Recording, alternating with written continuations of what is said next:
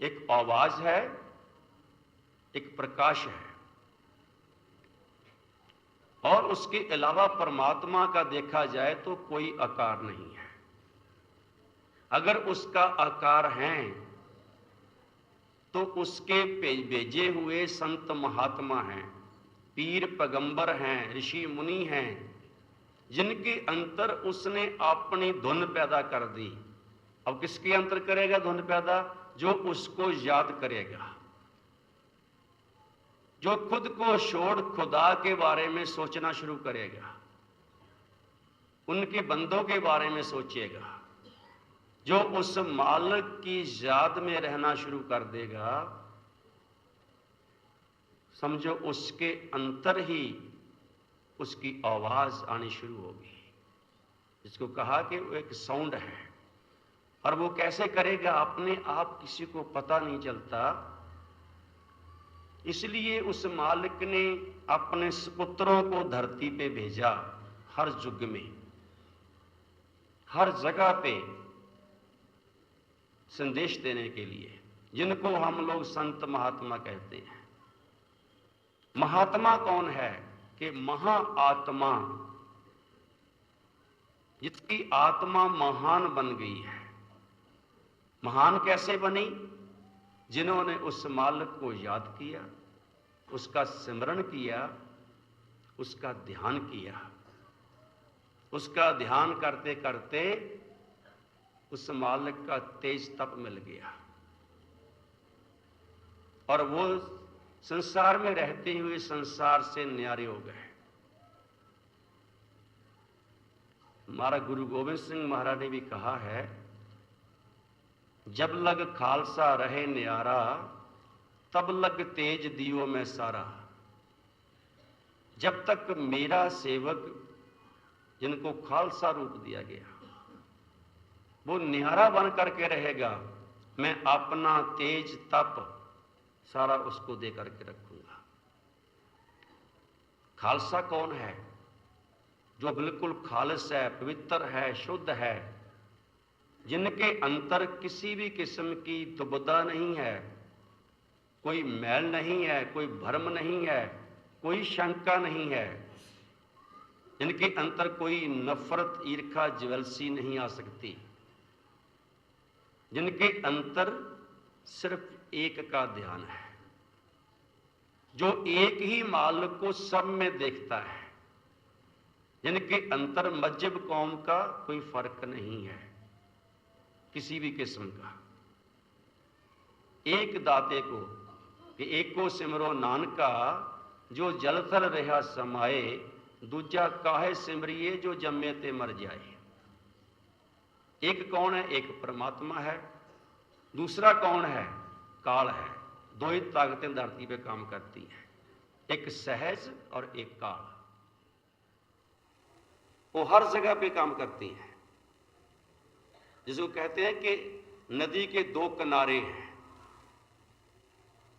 इसलिए ये भवसागर को कहते हैं कि भवसागर को पार करना है।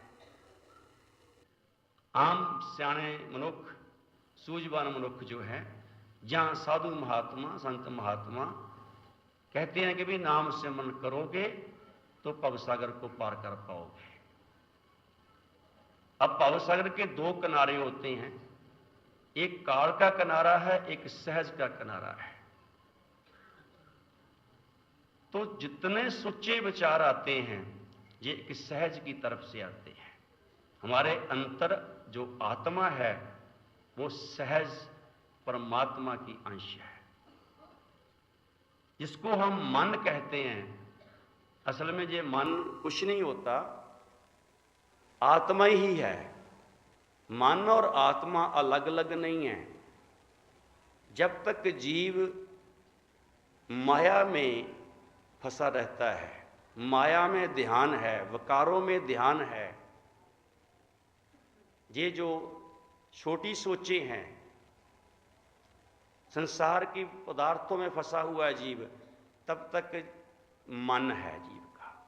उसको कहते हैं कि ये मन माया में फंसा हुआ है। कौन फंसा हुआ है? एक आत्मा, जीव जो है, जिस करके ये जीव बोलता है, वो आत्मा रूपी जीव जो है ये मन माया में फंसा हुआ है। मन माया संसार की माया जो है, माया एक पैसे की नहीं है। माया जो भी हम देखते हैं संसार में, जिसको पाने को हमारे अंदर एक स्वार्थ जागता है, लालच जागता है, एक आवाज आती है कि ये भी ले लें, ये भी ले लें, ये भी ले लें, जिसके लिए हम कई बार कितने गुनाह कर बैठते हैं, पाप कर बैठते हैं। ये सब पराया है। इसको माया कहते हैं कि ये सब एक धुएं का पहाड़ है। ये जग एक सपना है। ये सबको पता है कि सपने टूटते हैं, फिर भी हम उनके पीछे भागते हैं। हम लोग सपनों के पीछे भाग रहे हैं, जो असल है उसके पीछे हम जाने की कोशिश नहीं करते। जितने भी गुरु संत महात्मा हुए तो हमें असल की तरफ चलाने की कोशिश करते हैं। वो सहज है, सहज परमात्मा। तो जो पूर्ण गुरु हैं, पूर्ण संत हैं, पूर्ण महात्मा हैं, जिन्होंने जन्मों जन्मांतरों का तप किया हुआ है, जन्मों जन्मांतरों से जो परमात्मा की रजा में रहते आ रहे हैं, जिनको अंतर से ज्ञान हो चुका है, हमें और कुछ नहीं चाहिए। अंतर से बराग हो गया है, हमें तो सब एक मालिक से मिलना है।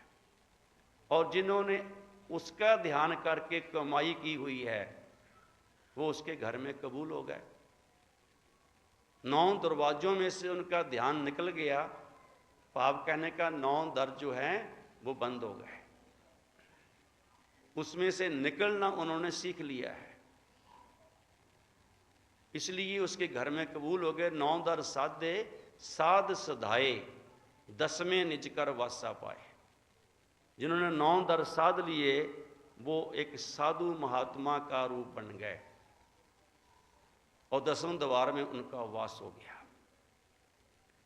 मगर ये वही कर सकता जो हुजूर ने कहा है, गुरु प्रेम रखना, गुरु हुक्म माहे चलना। और ये भी कहा है, गुरु प्रेम सबसे न्यारा, गुरु शरण मिलसी मुक्त द्वारा। गुरु प्रेम सबसे न्यारा इसीलिए है कि हमें सब में फंसे हुए को देख करके, माया में फंसों को देख करके वो हम लोगों को निकालने के लिए आते हैं। हमारी बुराइयों को नहीं देखते वो, अवगुणों को नहीं देखते वो। उनकी एक ही चाहत होती है, ये अज्ञानता में है इसलिए इनको पता ही नहीं है ये क्या कर रहे हैं। वो अपना प्यार लुटाते रहते हैं कि इनको प्यार दो ताकि किसी तरह ये निकल जाए। तो जो उनके प्यार को समझता है, उनके प्यार में आकर के सेवा कमाने लग जाता है। जब देखा कि हमें गुरु से प्यार मिला, जिस प्यार में कोई स्वार्थ नहीं है, वो सेवा कमाता है जो सेवा उसके घर में कबूल हो जाती है। जिसके लिए वाणी में कहा जाता है गुरु घरों में कि सेवा है स्वर्गां दी पौड़ी, कर सेवा लखवार, बिना गुरां दी सेवा कीते नहीं मिलना करतार। बेला वह के फेर ना एवें, तू माला दे मणके, गुरां दी महिमा तकनी आते तकला चाकर बन के। उन्होंने ये भी कहा, सेवा जो है वो स्वर्गों की पौड़ी है, स्वर्गों की सीढ़ी जो है। और जितनी सेवा करोगे आप सीढ़ी सीढ़ी चढ़ते जाओगे। आपके 9 दर जो हैं, 9 दरवाजे बंद होने शुरू हो जाएंगे। सेवा अगर मन से की है, मन चित्त होकर के की है तो बद्धे रुद्धे नहीं। वाणी कहती है, बद्धे चट्टी जो परे, ना गुण ना उपकार। ये बद्धे रुद्धे सेवा करने का कोई फल नहीं है, कोई गुण नहीं, कोई उपकार नहीं है। सेवा स्वर्गों की सीढ़ी है, मगर मन चित्त लगा करके अगर कोई जीव करेगा तो